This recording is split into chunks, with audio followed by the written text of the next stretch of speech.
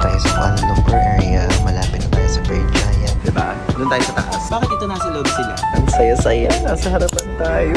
Ito yung sinerve nila sa akin na free. Hindi ako makakakain dito at hindi ako makakabili ng drinks. Sa seat number 1 kasi ako na-assign.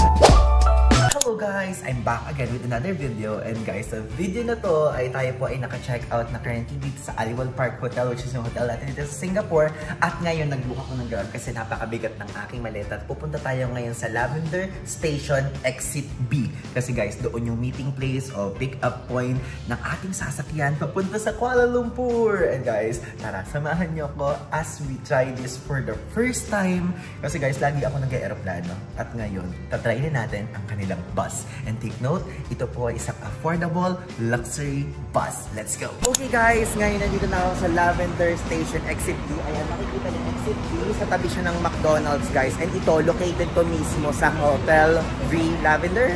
As far as I know, ayan o, vehicle pala, ayan pala yung mismong sign. So guys, if ever, pwedeng dito na kayo mag-check-in para yung mismong pick-up station is ito lang mismo sa harapan nyo. And akala ko, wala yung pangalan ko. Nung nalaman ko, tinanong ko kay kuya, hindi naman pala ito yung bus ko kasi 8:45 bus to na AM. So, akala ko dumating siya ng maaga. So, yung amin wala pa. And ito, normal bus siya guys, yung tabi-tabi kayo. Eh, yung in-avail ko kasi guys is yung first class or business class. So, let's go! Itayin na lang natin kasi 9 o'clock pa yon. Ayan, as you can see, TransStar din yung brand niyan or nung company. Pero hindi yan yung bus kasi na aking in-avail. Ayun o, kung makikita nyo, is yung tabi-tabi pang upuan na parang normal bus lang sa atin sa Pilipinas.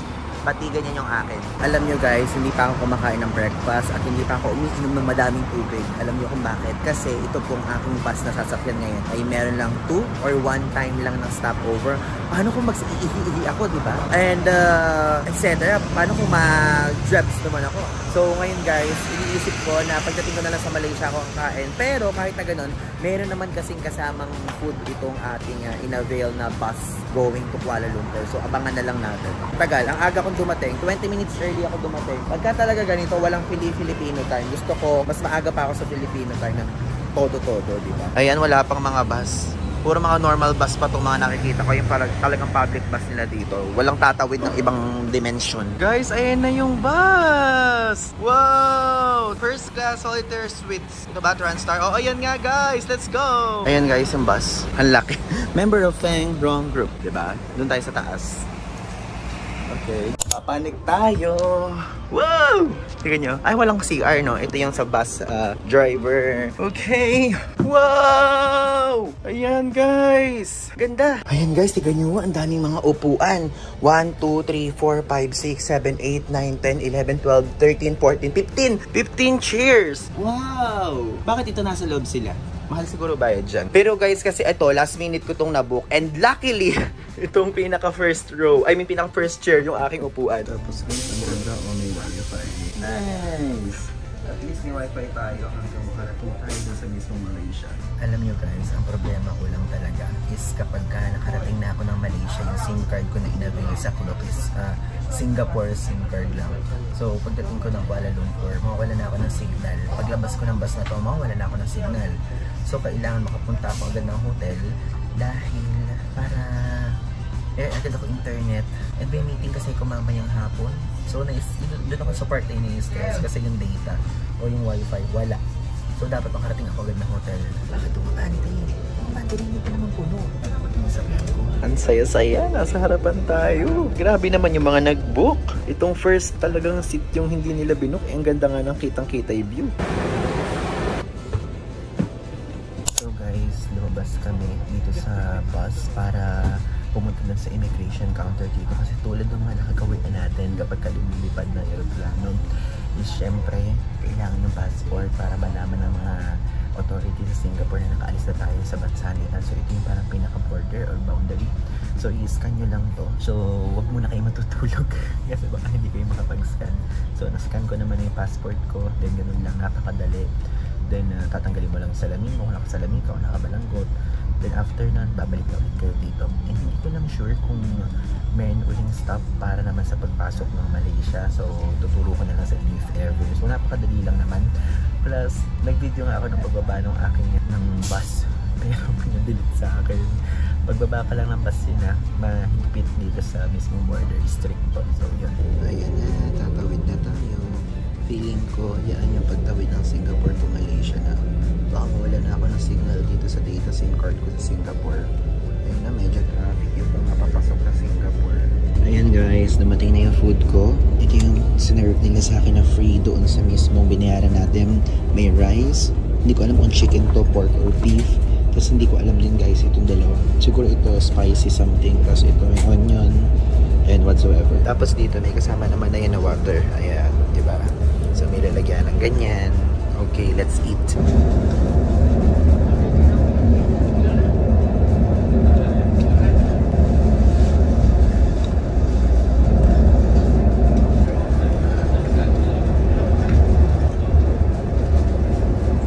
So guys, pwede din kayo mag-request ng blanket sa kalagitnaan ng travel nyo. Hindi ko maayos to. Tignan nyo.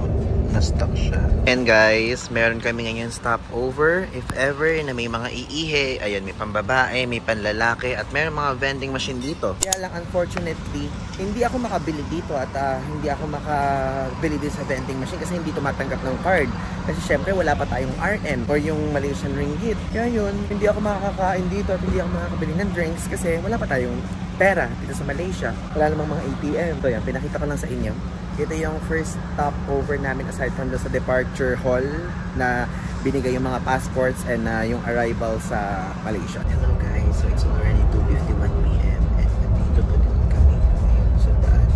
And actually, yung mga dinadaan namin para expressway, para NLEX, SLEX, SETEX, ganun sa itsura.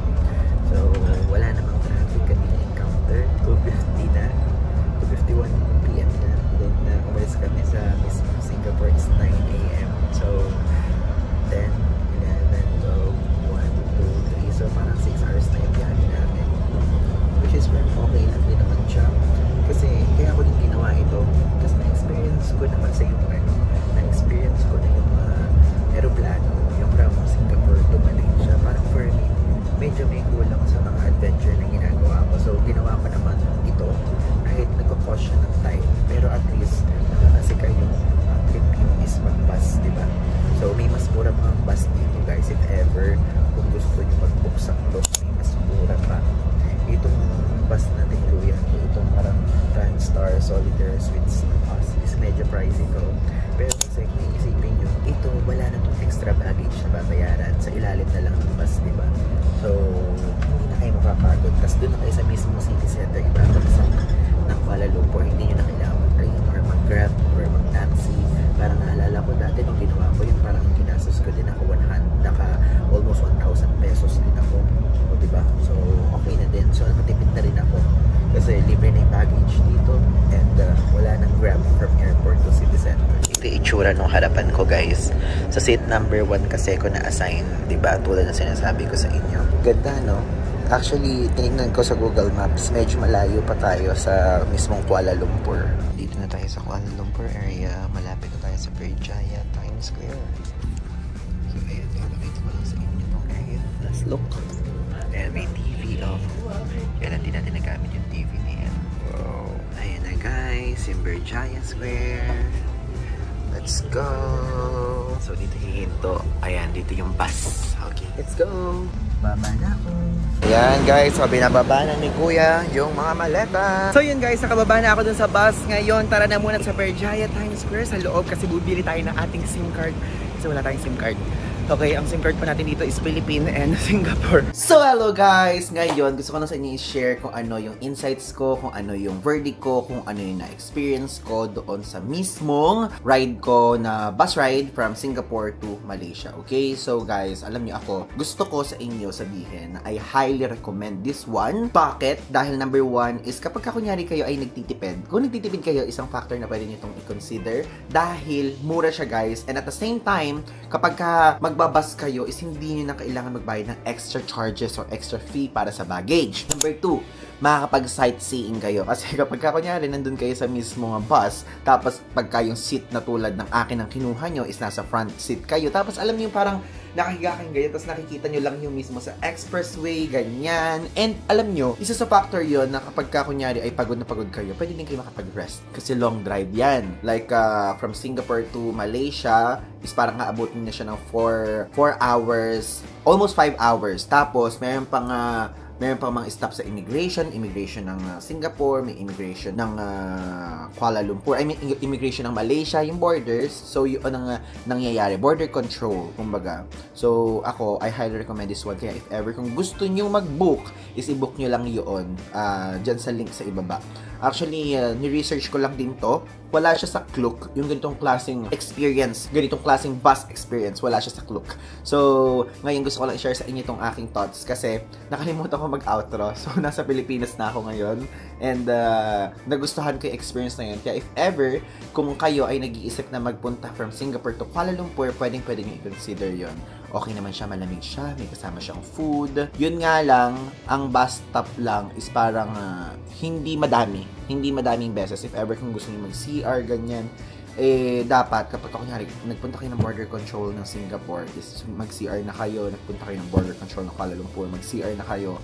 And meron din tayo naman na nag-bus stop kami para mag-CR. But I forgot na kasi guys, itong video na to, film ko na to after 3 months. So gusto ko lang sabihin sa inyo na okay siya, worth it siya. Okay? So huwag kayong matakot. If ever na gusto nyo i-try yung ganitong klaseng experience kasi maganda siya. Okay? So yun lang. Bye-bye! Yun lang. Thanks!